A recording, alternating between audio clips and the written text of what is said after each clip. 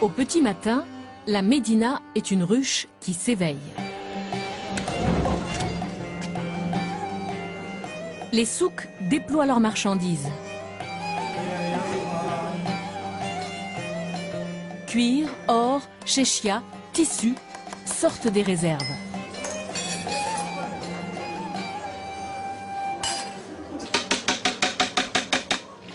Chaque boutique déploie ses trésors. C'est très bon. Et chaque boutiquier, même le plus petit, prend ses quartiers. Voilà. La journée peut commencer. Jamila Binous connaît tout le monde ici. C'est une enfant de la Médina, elle y vit et en a fait son terrain d'études.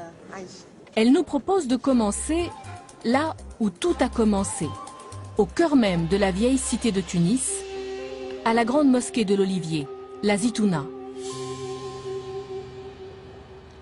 En général, une ville naît autour de sa mosquée. La grande mosquée, autour de laquelle s'installent des cheminements qui deviennent par la suite souks.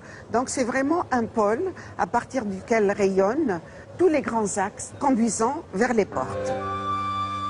C'est le monument le plus ancien de la ville. La légende le fait remonter au 7e siècle, quand les Arabes ont conquis Tunis. Ces colonnes antiques viennent des ruines de Carthage. Les bâtisseurs ont égalisé leur hauteur comme ils le pouvaient. Pas un chapiteau qui ne ressemble à un autre.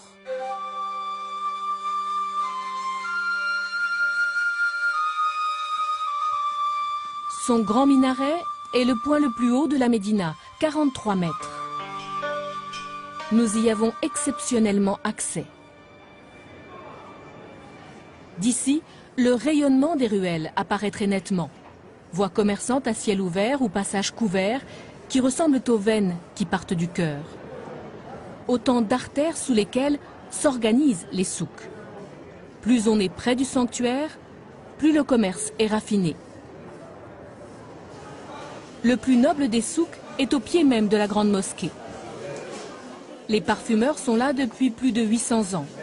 Au XVe siècle, le diplomate et voyageur Adorne témoigne déjà de ces boutiques élégantes.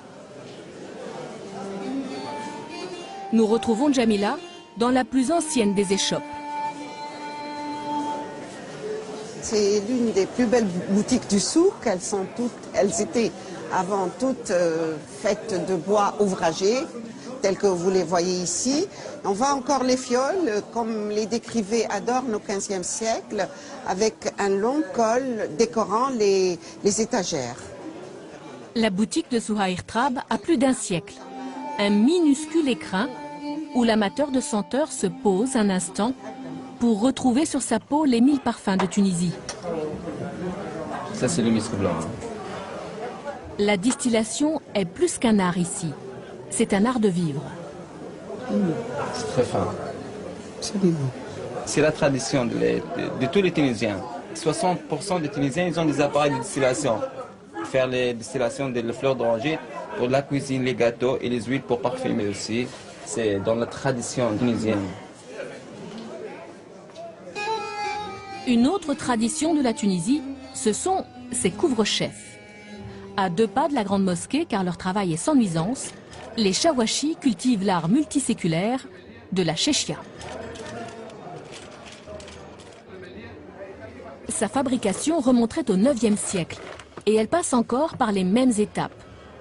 Tout commence par un banal bonnet de laine tricoté. Vous ne connaissez pas comment on fait un chéchia. C'est le début, ça.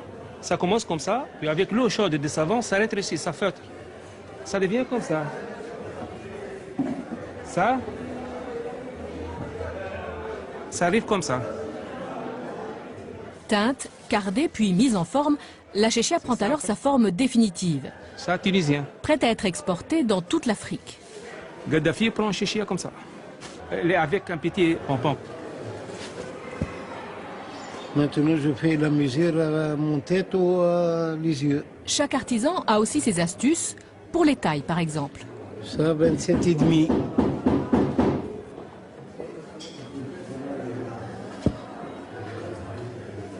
Ça, 28. Voilà, 28.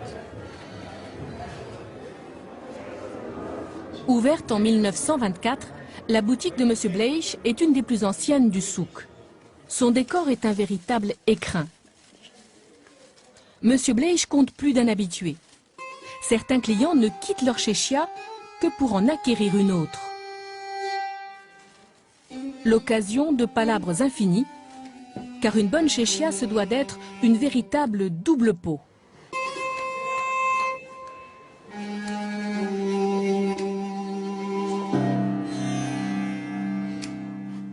Voilà les chéchias. Autre boutique, autre découverte. Jamila nous a assuré que de véritables trésors dorment au fond de certaines échoppes.